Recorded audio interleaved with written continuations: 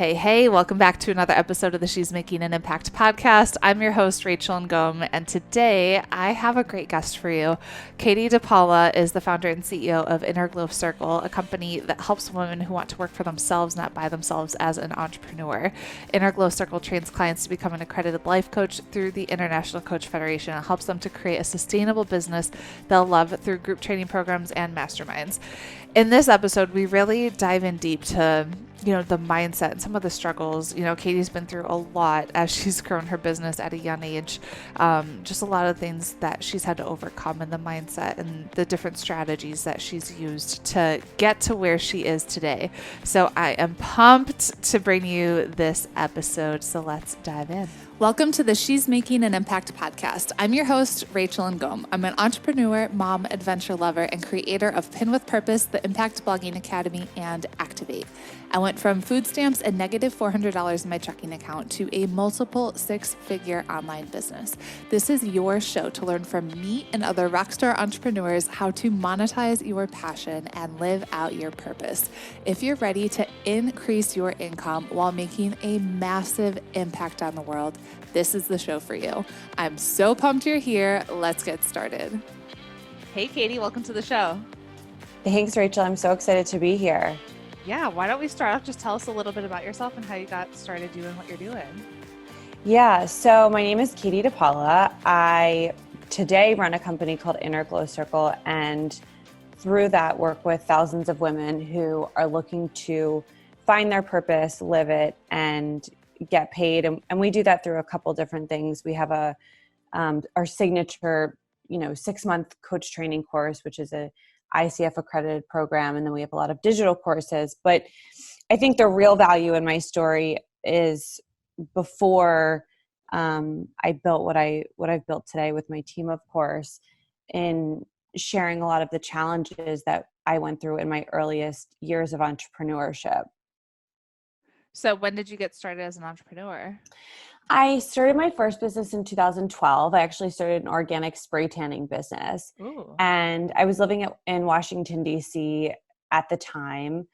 And there weren't a lot of, I knew that I had something good on my hands because there wasn't a ton of competition and there were a lot of pale legs walking around Washington, D.C. So I figured there was like a huge opportunity in the market. And I did that for a few years, but spray tanning was actually the thing that, interestingly enough, led me to coaching. I had this experience that, a lot of women have where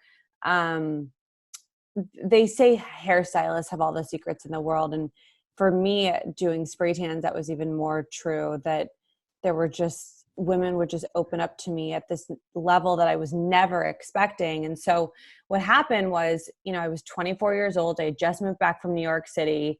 I was getting my feet wet in the entrepreneurial space while also working a full-time job, as many of us do for quite some time. And I was spray tanning naked women. Like, they were coming in and out of my apartment. I had set up a studio in my apartment, and they were just sharing their lives with me at this level that I certainly wasn't expecting. And nobody had warned me. Like, I went through training and things like that, and nobody had said, just be aware, people are going to be sharing their entire life stories with you. So at my age and with my experience in business, I really started to feel like maybe I needed a little bit more training to make sure I was giving people proper advice, because they were just asking me, about their relationships and their marriage, and telling me about their second marriage and divorce and cheating and kids and sickness. And I just was so shocked at how much people were opening up to me. And so I knew that, one, I must have some sort of gift, and then two, women really needed to talk. And that getting a spray tan and getting a beauty service was so much deeper than just that surface level thing. So that's what really opened me up to the work that I do today.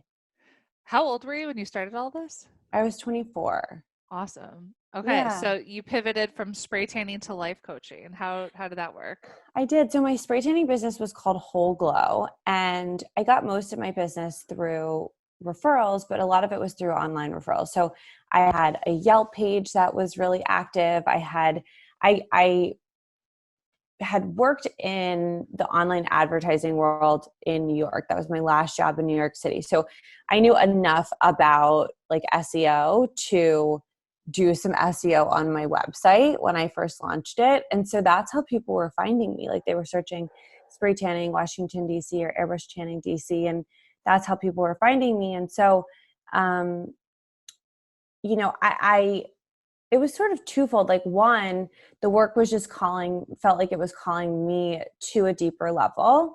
Like you're meant to be doing more than just spray tans, Katie. Like this is an access point to a much, much deeper conversation. And the company was called Whole Glow. And so what we started to do was we called the spray tanning your outer glow. And then as I started to add in life coaching services, which on one hand seemed so random, on the other hand, it was like, it made sense to people. They loved it. So it was like the inner glow was life coaching. And so we had your outer glow and your inner glow, and together it made Whole Glow, and people loved it. Like they really got it and it made sense. And I think that was also when I started to fall in love with marketing and branding at a bigger level. And I just started to understand, like, if you make something make sense to your consumer, then it works for them. And that was really like that first business for me was a huge lesson in that. So you were offering your spray tanning clients life coaching. Yeah, that's how I Wow. started. That's pretty cool. Okay, so then how did you pivot into what you're doing now? So I coached from like 2013 to 2014. So for like 2 years, I was focusing on building my private coaching practice. I was getting a lot of referrals through that, starting to build my online presence. And then I had hired someone to help, or a few people to help with the spray tanning because that was still busy. And towards the end of 2014, I just really realized that if I was going to really make money, like really make good money and grow like a business, I needed to expand beyond myself. Like I needed to have more than just a private practice. I needed to scale the business.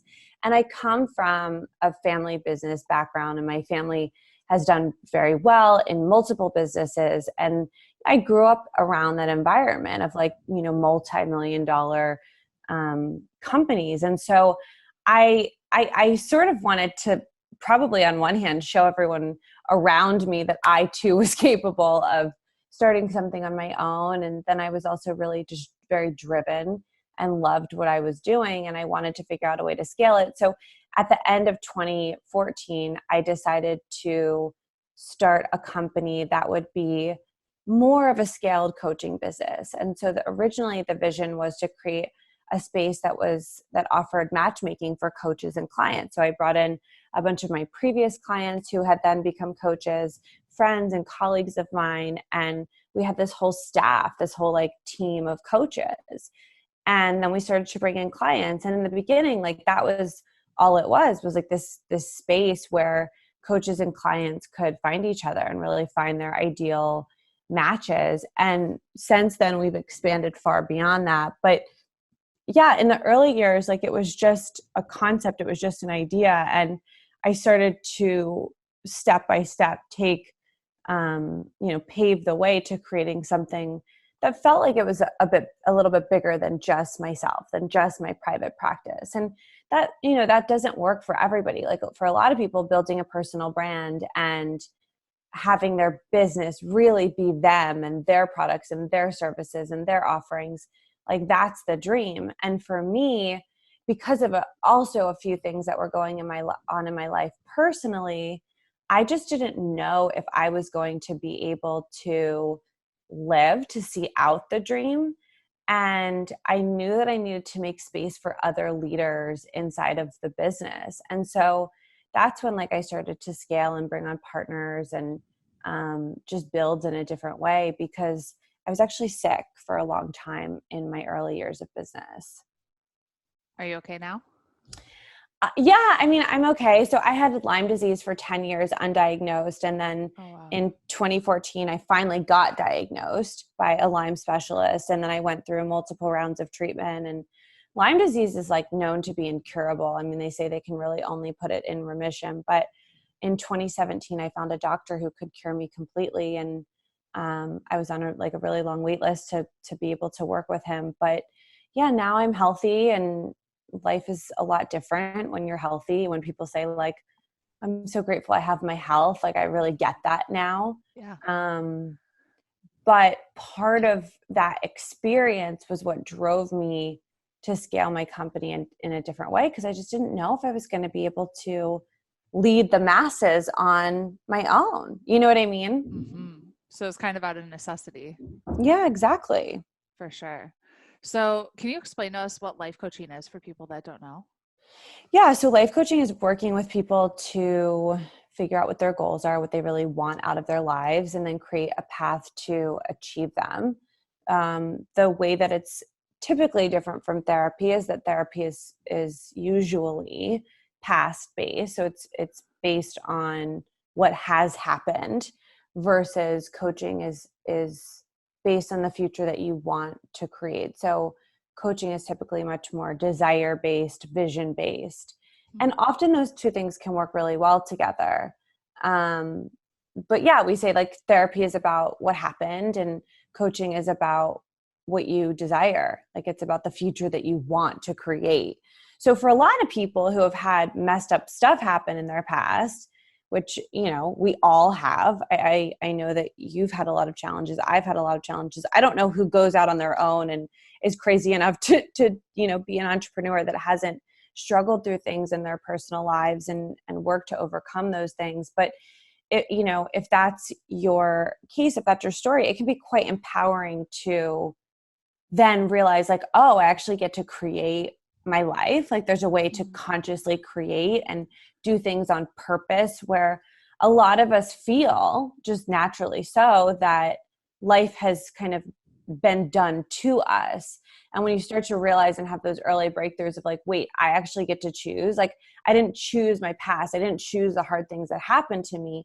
Those things just happened, and that was part of what I was given, but I actually get to choose my future. I don't have to be a victim. I get to take control and I get to change how things are going to go. I mean, you know, that's a huge part of your path, Rachel, and that's been a huge part of my path too. So yeah, that's what coaching is.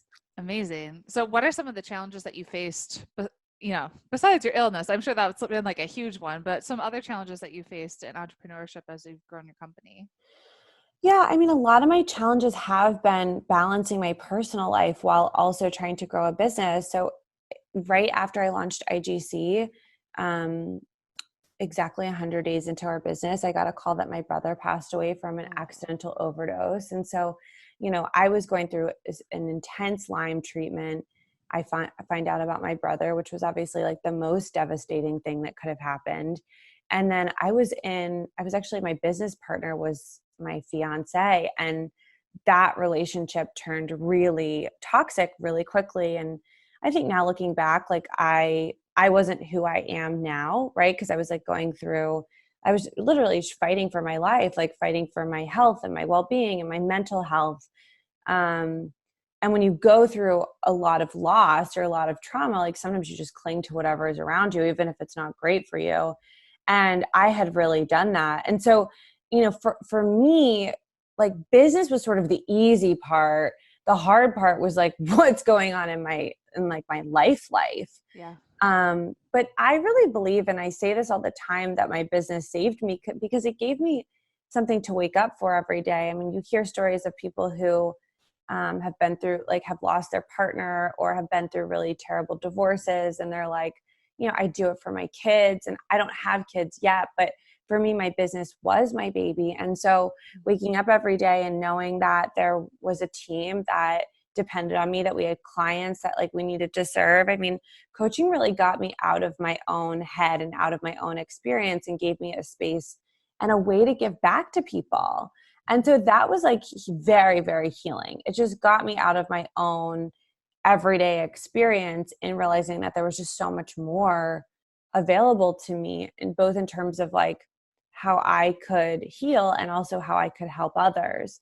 So that was like the biggest thing. But then of course, like I think building a team is really challenging. Like especially when you love what you do and you love your team. Like now we have 20 women on our team, and you know, we had 2 women wrap up with us in the past 2 weeks, and we brought up back on 2 new women. And it's like it's sort of like one in, one out, and it's always changing. And like yesterday we had a meeting and announced like that, someone sort of graduating because she's been with us for 5 years. She's been with us since the company started. And the other women on the meeting were like crying. I'm like, this is like, we've just built this interesting company where people are so connected to each other. And I said this in the meeting, and everyone, I'm very sarcastic and everyone kind of understands my tone by this point, but I said, I feel so proud that everyone's like sitting here crying because this person's wrapping up with us, because it just shows the kind of environment that we've created where there's so much love and there's so much care and there's so much collaboration, there's so much teamwork.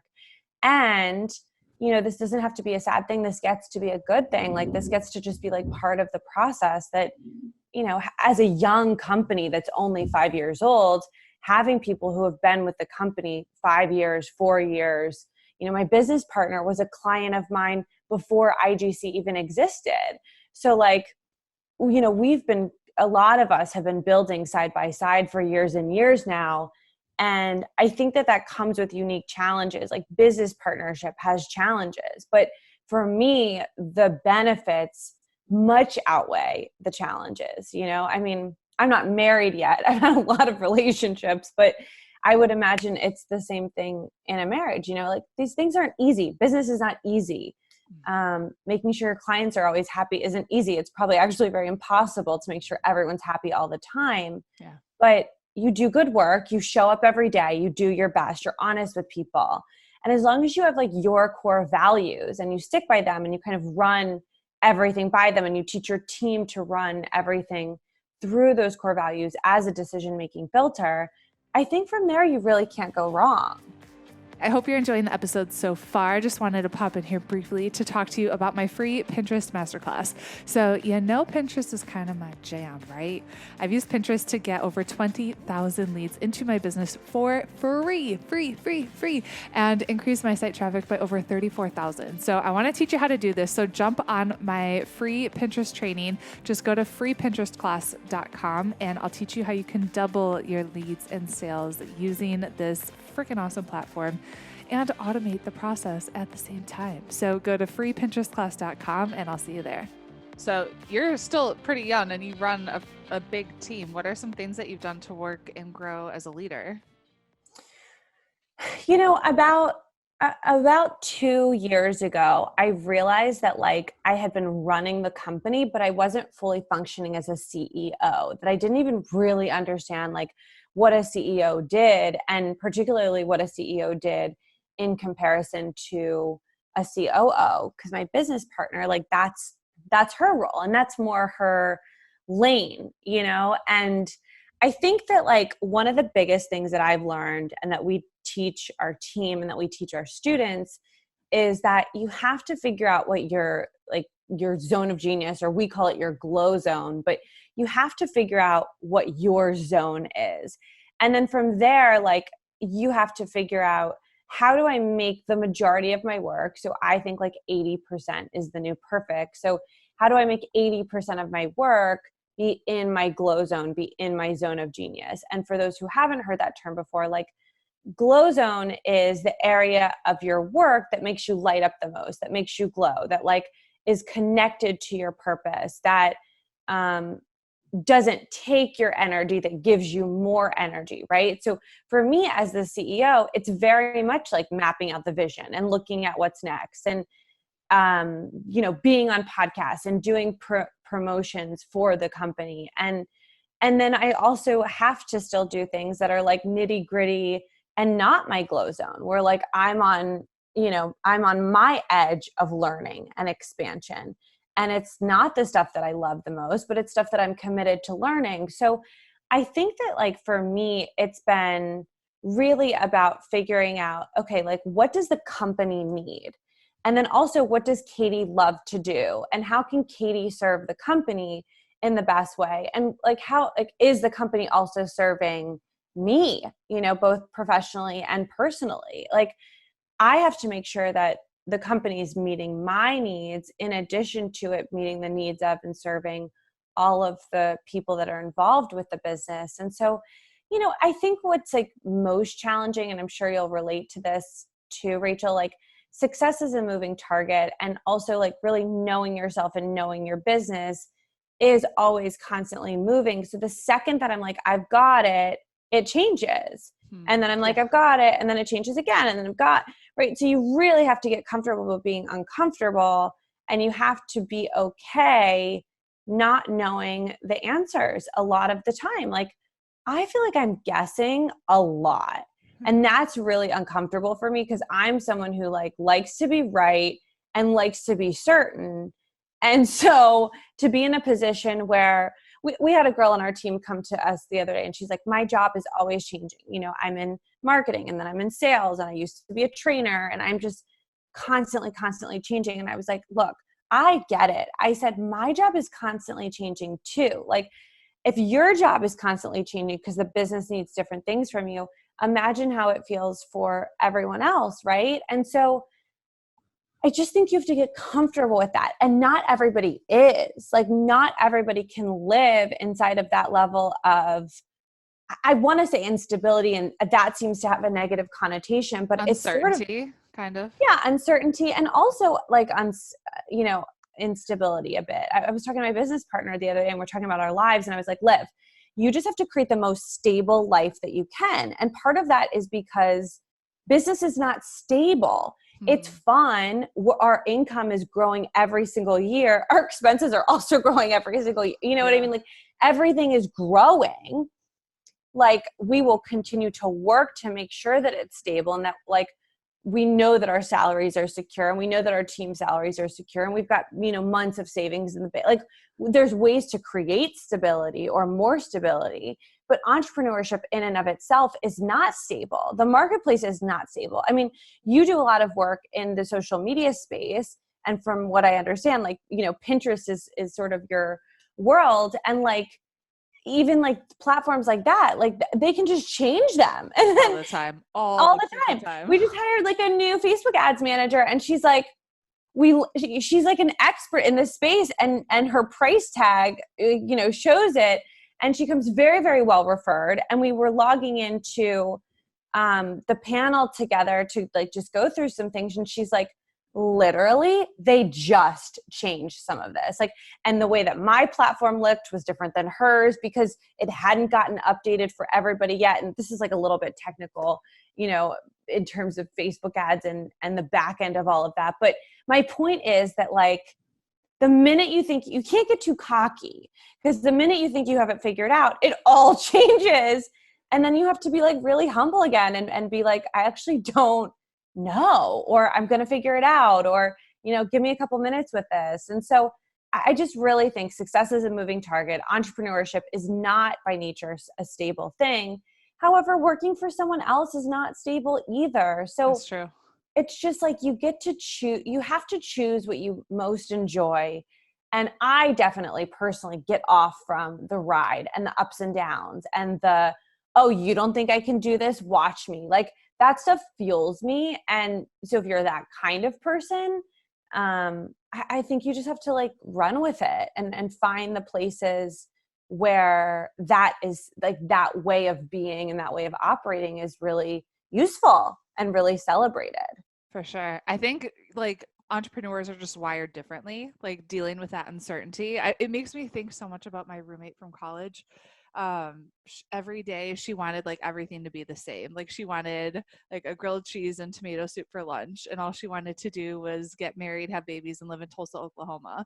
And here I am, like ready to move to Africa by myself and like dealing with so much uncertainty and like all this craziness. And we're just wired so differently. And that makes me think of like in entrepreneurship, like she's the one that would have like the job, like the 9 to 5, and just be so happy there, when that would kill me. Yeah. And I love that. I think that's like such a great visual and a great analogy. And what I'll add to that, just like for our listeners, because I feel like this is going to speak to people, is that there's some people who are sort of in the middle. So like they grew up in a very, this is how life is. Like, this is the kind of job that you get. You make sure that you have a 401k and that you're planning for the future. And I mean, all those things are really important still, but a lot of people grow up very, very risk adverse. I guess that would be a good way to put it. Or very, very, corporate, like, you become a doctor, you become a lawyer, you become, or, you go work for a big corporation, a big name, and like, that's the dream.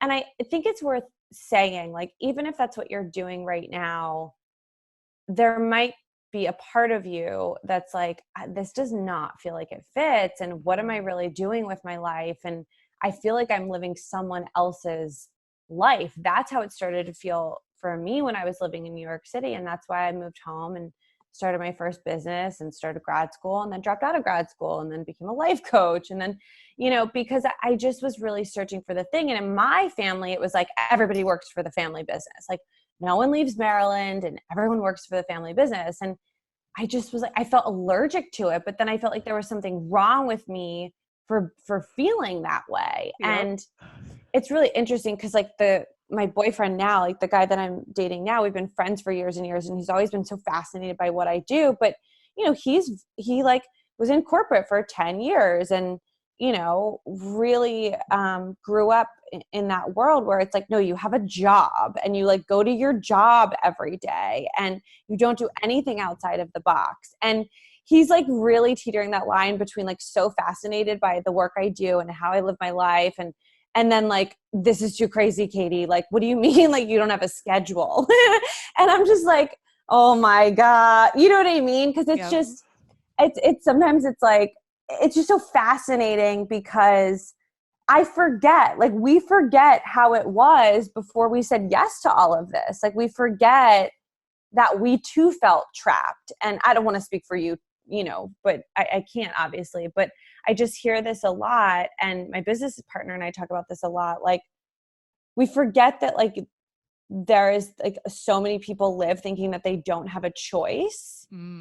Yeah. And like you actually get to choose. And, even the other day, like Liv was like, do you have a minute? I want to talk about something kind of personal. And she was just like, is planning to move and going through options in her head. And I was like, Liv, step number one, like write down what you actually desire. Like aside from all the things that, you think you want or don't think you want. And she's gone through this transition of her, kid's father is like, no, they're not together anymore. And so she is a single mom. And it just, the worries that come with that and the stressors. But I'm like, Liv, we don't live in that world. We don't live in the world of fear. Like we live in possibility. And so like, you can't play the like worst case scenario game if you're actually committed to creating the best case scenario. Like you have to be all in, set your goals.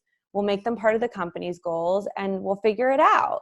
But like, most people would be like, you sound like you're just brainwashing people, right? And I was like reading through your website and I saw something that was like, if you hang out with me for long enough, I can, you'll believe you're capable of anything or something like that. I'll brainwash you into believing you're capable of anything. Exactly. I'll say to our students, I'm like, guys, basically what I teach you is positive brainwashing. It's like, you have to every single day wake up and be like, I'm happy. I'm grateful for my life. I'm grateful for this. I'm grateful for this. I'm grateful for this. Okay. And then things will pop up that you're like, I don't like this, or I want to change this. So it's like, you make a note and you make a plan. But in general, like I dealt with so much trauma and really eventually was like diagnosed with PTSD for like going through everything I went through, being sick and the trauma that comes with that. And then losing my brother really unexpectedly and everything that comes with that. And then being in an abusive relationship and not knowing how to get out and having to fight for my company, going to court, restraining orders. I mean, it was really, really messy. And that was like 4 years of my life, like, packed together while also going through like, how do I build a business, and how do I get people to respect me as like a 27-year-old CEO when like everyone that works for the company is older than me, and trying to navigate all of that. It was a lot. It was a lot. And I still, every day have to work to be happy, have to work to have a positive mindset. And so I understand how hard it is sometimes and how easy it is to be negative. And the brain will just go in all sorts of directions and tell you all sorts of things. But you really have to get control of your mind. And mindset work is just like all the rage in our industry right now. And positive thinking, is obviously so important. But I agree with you. I think we should just call it what it is, positive brainwashing. I love that you said you need to do it. Like you need to work on your mind all the time. A lot of people think I'm just going to like read a book and then I'm set, or listen to a podcast and then I'm No. good. And I'm like, I still work on myself. Like I was watching Joyce Meyer this morning and started her Power Thoughts devotional as she's talking about like, yeah, you got to work on this all the time because if you're not careful, like just all this crap gets in there. It's Oh my like, God. It's it's like in, food, like if yeah. you I'm actually in Mexico right now and I'm at an all-inclusive on this like free trip that I somehow got. It's like sort of a weird story, but I was watching them make food and I was just like, they were like putting all this random stuff into my food. And I was just like, this is what happens. You let other people, it's just a metaphor for life, but you let other people dictate your life. You let other people like basically choose your thoughts for you. And look, we can't cook every single meal for ourselves all the time. And we can't know where every single thing comes from. I mean, this stuff can drive you crazy, but the point is that yes, if you don't pay attention, if you let other people dictate how things are going to go, whether it's like your food, your physical food or the food that you're putting into your mind, you're not going to end up with the results that you want, whether it's like to eat a certain way because you want to be healthy or to think a certain way because you want to have a clean mind. And yeah, meditation works and reading inspirational books works. And, like there's so much stuff that you can do. I think mindset work, like writing out, I believe this, or I deserve. But for me, at least, Rachel, it takes like all of those things sometimes. Yep. And it's like I don't take one vitamin. I take a few different things. I don't just eat one healthy food. I try to really mix it up and get all my nutrients. And it's the same with your mindset. Like, I don't think there's one hack. I don't think there's one magic pill for anything. I think that the best thing you can do is throughout the day, try to pause and say, okay, what do I actually need right now? Like, what do I need? What do I want? What do I need? And tap in and tune in. Cause like sometimes I'll listen to a podcast thinking that's going to be helpful. And it's just like, oh my God, this is so stressful. It like overwhelms you. Oh yeah. Yeah. And then other times I listen to a meditation and I'm like having a meltdown because I just like, I need something that's more energetic to fuel me. Yeah. So you can't take other people's prescriptions for mindset. You have to think like, okay, well, what do I actually need? How do I want to feel? I want to feel revved up. I want to feel motivated. I want to feel like hype about things. I want to get excited, or I need to feel calm. I need to feel safe. I need to feel stable. Like a million things happen throughout the day and we have to sort of adjust based on those things. Totally. I love that you said, how do you want to feel? That's literally what I was journaling this morning is like, today I want to be intentional about feeling joy. And then I wrote down all the things that I could do to feel joy today. And I learned that from Danielle Laporte a few years ago in her book, The Desire Map. And that book was such a huge game changer for me. Yeah, that's a great read. What's your biggest piece of advice for entrepreneurs? Ooh, my biggest piece of advice for entrepreneurs is just stay in the game. I mean, that's really the thing. It's like, how do I just keep playing, And someone said this to me once when I was like telling my story and they were like, oh, so you were like playing injured for a long time. And I actually woke up this morning thinking about that phrase and I was like, it's so interesting. Like I was playing injured, but I was still playing. Yeah. And people have different opinions about that, right? But like I needed to keep playing. Like for me, it was actually necessary to my happiness, to my joy, to my mental health, to my satisfaction with life and my satisfaction with myself that I kept going. And had I not, I wouldn't, I would have lost even more hope. When you lose someone you love, when you're chronically ill and you're told there's no cure by over 30 doctors, when you're, trying to get out of an abusive situation, like it's really hard. It's really hard to see anything other than that which is in front of you.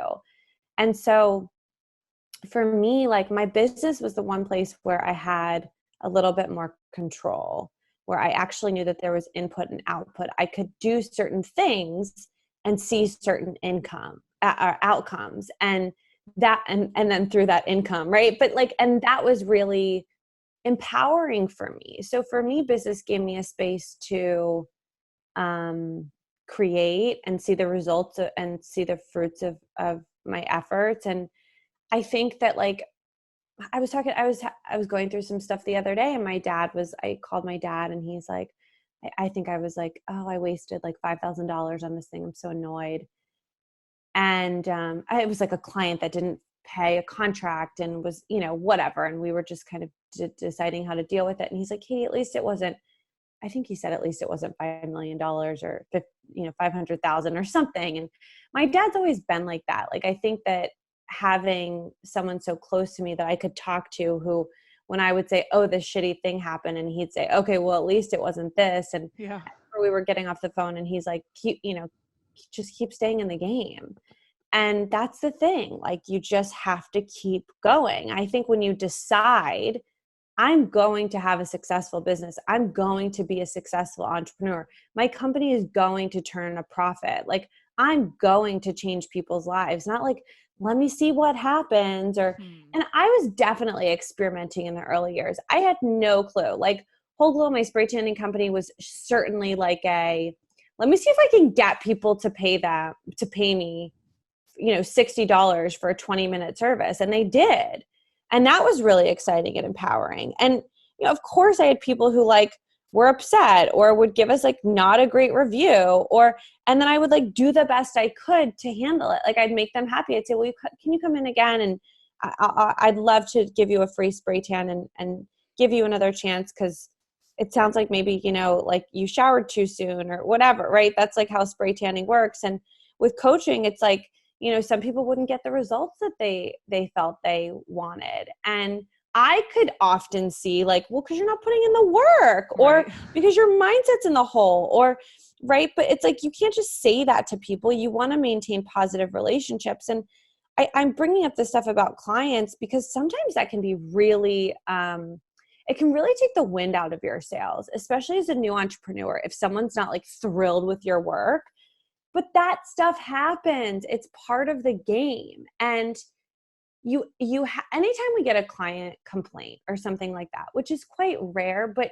it happens. We have hundreds of students. Even if we have like a 1% issue of like, I feel like this is too expensive, or, I thought, whatever, stuff happens. What I always do is I go to one of our classes that week, because I don't teach anymore in our programs. I train and teach and motivate our team, and I'll go to one of our classes, and I'm just like so impressed.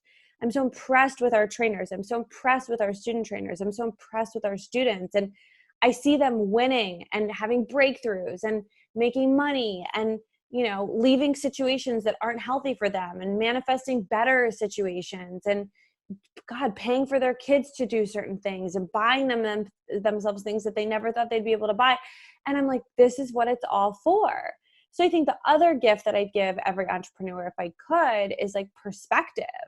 Like, you have to get perspective. You can't let one issue or one, investment that went wrong, or one thing that you feel like you wasted money on, or whatever. You can't let one thing knock the wind out of your sails. Your purpose is so much bigger than that. Huge. Oh man, you got to write that down. That was good. That was good. What's the best book you've read? Gosh, I've read a lot of great books. I mean, so I just wrote my first book, and it's going to come out this summer 2020. And the book that I think inspired me the most to finally get it done was Love Warrior by Glennon Doyle. It was just such like a raw, recount of her life experiences. And yeah, I really love that book and what she stands for, and just in terms of women really being open and acknowledging our life experiences as worthy of sharing and worthy of talking about, whatever they are. Cool. I'm adding it to my list. Where can we connect with you? So you can connect with me on Instagram at It's Katie DePaula, or our company is at Inner Glow Circle, and we share a lot of great content on both places. And then our website is great. There's so much information there. And in particular, we have a really great assessment for people who are looking to get clearer on their purpose and what they really want out of their lives. So to find that, you can go to innerglowcircle.com/purpose. Cool. Well, Katie, thank you so much for being on the show and sharing just all of your wisdom and everything with us. I really appreciate it. Thank you, Rachel. Thank you for everything that you do. And thank you for being such an advocate for other entrepreneurs. It's so, so important that we give back and teach and learn. And I love, love, love that you stand for that so much. Thank you. Please go to iTunes and give my mommy a 5-star review. Thank you. Yes!